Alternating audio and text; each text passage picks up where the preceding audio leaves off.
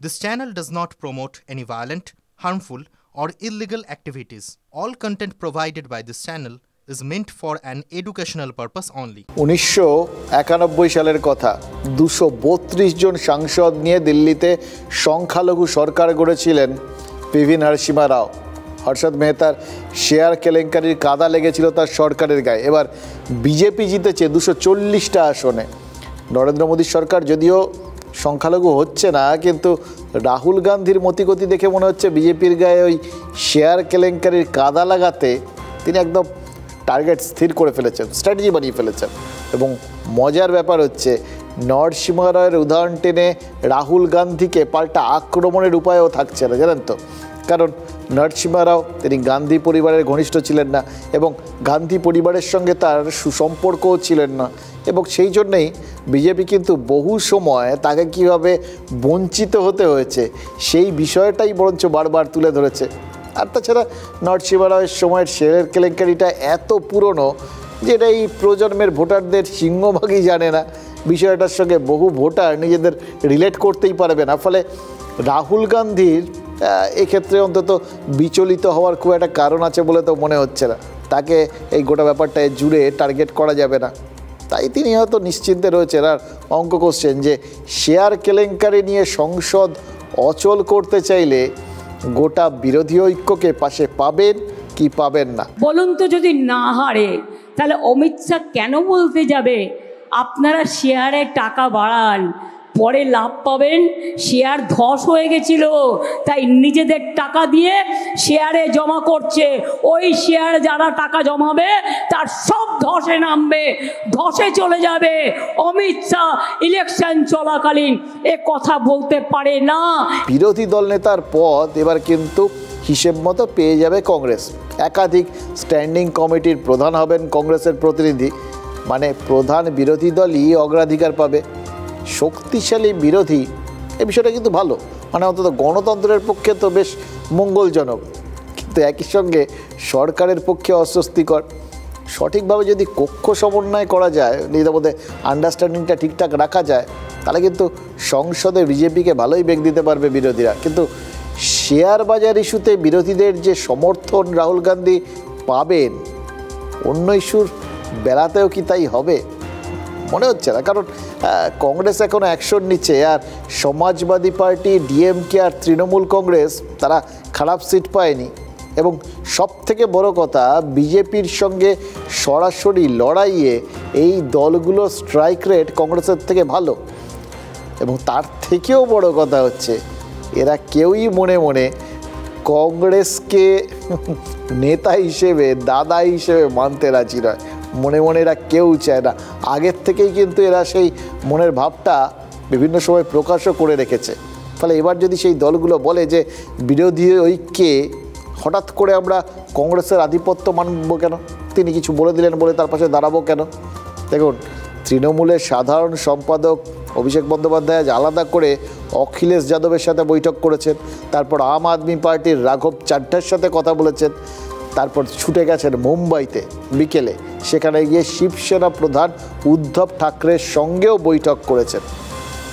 খেয়াল করে দেখুন, ভোটের রেজাল্টের দিনই মমতা বন্দ্যোপাধ্যায় বলে দিয়েছিলেন যে সব নেতাদের সঙ্গে আলাদাভাবে কথা বলতে হবে।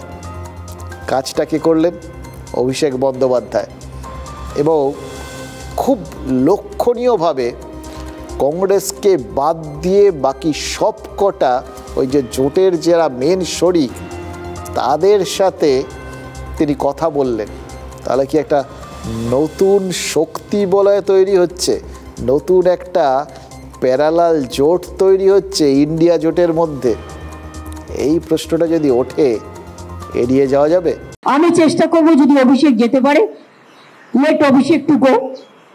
ওর তো হাইস্ট লিড হয়েছে ইন্ডিয়াতে জেনুইন ভোটে, let him go and participate, but before participating the meeting I will request you to talk to all the individual leaders for our opinion and then you attend the meeting.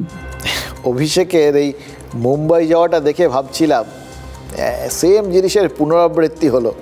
আর একবার অভিষেক দিল্লি হয়ে মুম্বাই গেলেন।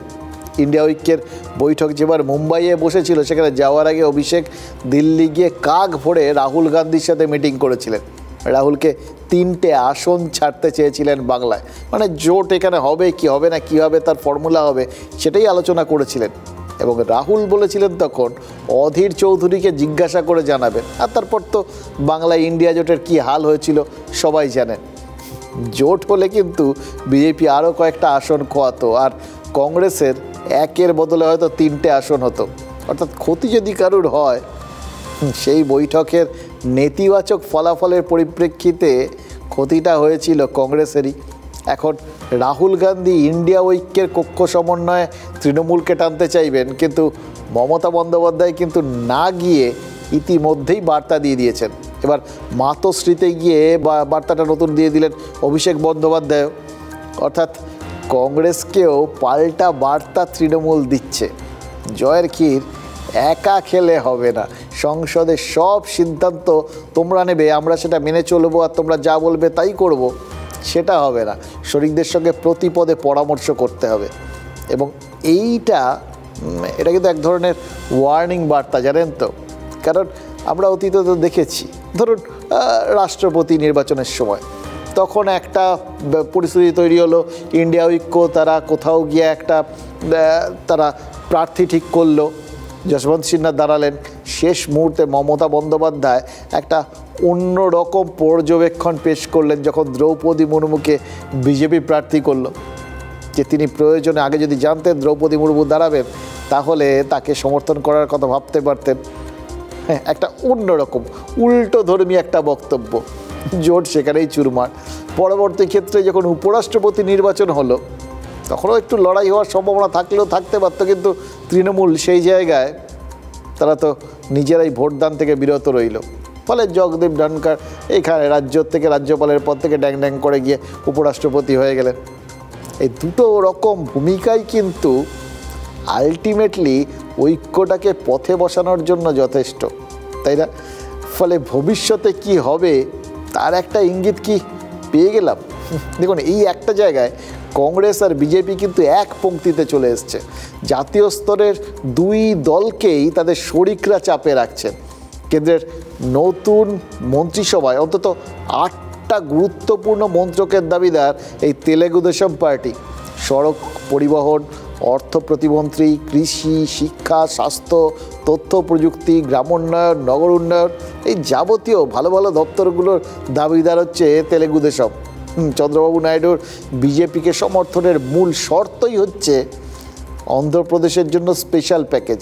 অন্যদিকে জেডিইউর দাবি হচ্ছে rail মন্ত্রক, জলশক্তি, গ্রামোন্নয়ন মন্ত্রক আর সড়ক পরিবহন। 7 জন সাংসদ, তাই নিয়ে একনাথ শিন্ডের শিবসেনা 3 জন ক্যাবিনেট মন্ত্রী আর 2 জন রাষ্ট্রমন্ত্রী চাইছে। ফুড অ্যান্ড পাবলিক ডিস্ট্রিবিউশন মন্ত্রক চাইছেন চিরাগ পাসওয়ান, কৃষি মন্ত্রক চাইছে জেডিএসের কুমার স্বামীও। বুঝতে পারছেন যে এই এক দফতরের একাধিক দাবিদার, এবং যাবতীয় আলোচনাটা তখনই করতে হবে এটা ধরে নিয়ে যে সেই দফতরগুলোর ওপর থেকে বিজেপি নিজেদের দাবিটা তুলে নেবে। এবং যদি এই মন্ত্রক বন্টন নিয়ে শরিকি দাবি সব মানতে হয় তাহলে বিজেপির হাতে কি পড়ে থাকবে সেটা নিয়েই তো বড় প্রশ্ন দাঁড়াবে। দেখুন, জেপি নাড্ডার বাড়িতে বিজেপির এই নিয়ে উচ্চ পর্যায়ের বৈঠক হয়েছে এবং সেই বৈঠকে অমিত শাহ, রাজনাথ সিংরা হাজির থেকে ঠিক করা হয়েছে যে শরিকদের সাথে আলোচনার জন্য দায়িত্ব দেওয়া হবে অমিত শাহ, রাজনাথ সিং এবং জেপি নাড্ডাকে।